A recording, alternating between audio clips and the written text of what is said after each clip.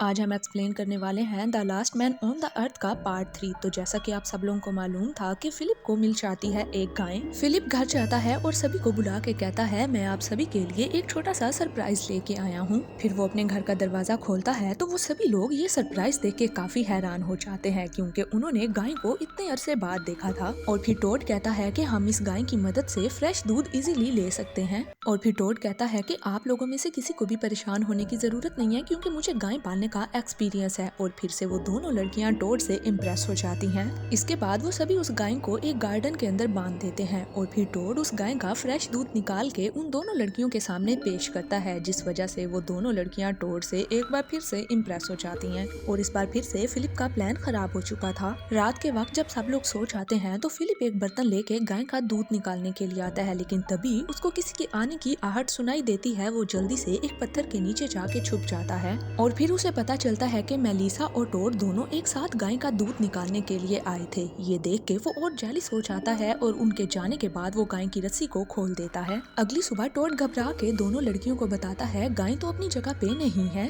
और फिर फिलिप सारा इल्जाम टोड के ऊपर लगा देता है कि इसने ही गाय की रस्सी को ठीक से बांधा नहीं होगा, जिसकी वजह से गाय भाग गई। और फिर टोड बेचारा सारा इल्जाम अपने ऊपर ले लेता है और कहता है शायद मेरी ही गलती है। और फिर फिलिप अच्छा बनने के लिए कहता है कि तुम सभी को परेशान होने की जरूरत नहीं है, मैं जाके गाय को ढूंढ लाता हूँ। लेकिन मेलिसा को फिलिप की किसी बात पे भी यकीन नहीं होता। उल्टा वो फिलिप से कहती है कि तुम्हें मालूम है ना गाय कहाँ पे है। लेकिन फिलिप कहता है कि क्या तुम पागल होगी हो, मैं कैसे जानता हूँ कि गाय कहाँ पे है। इसके बाद वो चारों डिफरेंट जगह पे जाके गाय को तलाश करना शुरू कर देते हैं। लेकिन अभी भी फिलिप मेलिसा के पीछे पीछे होता है कि किसी तरह से भी गाय ढूंढ के वो उसको इम्प्रेस कर सके। लेकिन गाय को हर जगह ढूंढने के बावजूद फिलिप की हर कोशिश नाकाम होती जा रही थी। फिलिप के सारे प्लान पे तब पानी फिर जाता है जब टोड उस गाय को लेके सामने आ जाता है और फिलिप बेचारा अब मजबूरन उसकी तारीफ करने लग जाता है। फिलिप जितना ही दिल का बुरा था टोड उतना ही दिल का अच्छा था। टोड फिलिप से कहता है कि मेरी बात सुनो, तुम लड़कियों को कहना ये गाय तुमने ढूंढी है ताकि तुम उनकी नजरों में अच्छे बन सको। फिलिप टोड से कहता है कि आखिर तुम मेरे लिए ये सब कुछ क्यों कर रहे हो। टोड उसे कहता है कि मैं आज तुम्हारी वजह से ही यहाँ पे हूँ। अगर तुम उस दिन बोर्ड पे नहीं लिखते कि एक आदमी अभी भी जिंदा है तो मैं इस सोसाइटी तक नहीं पहुँच सकता।